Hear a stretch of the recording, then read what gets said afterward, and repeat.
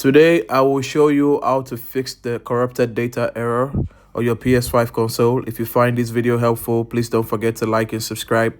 First of all, what we want to do is we want to ensure that our controller is connected. We see the blue light, we know that's connected. Now, second thing we want to notice is that for the application that is giving us the error, we would delete the application and reinstall it.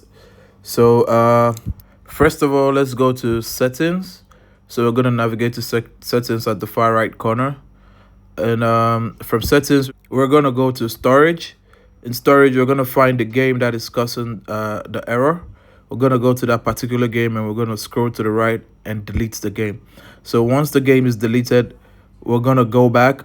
I don't have a problem with my game, so I'm not going to delete it, but I'm just showing you. You're going to delete it like this. But once the game is deleted, you're going to go back and then you're going to go to your game library.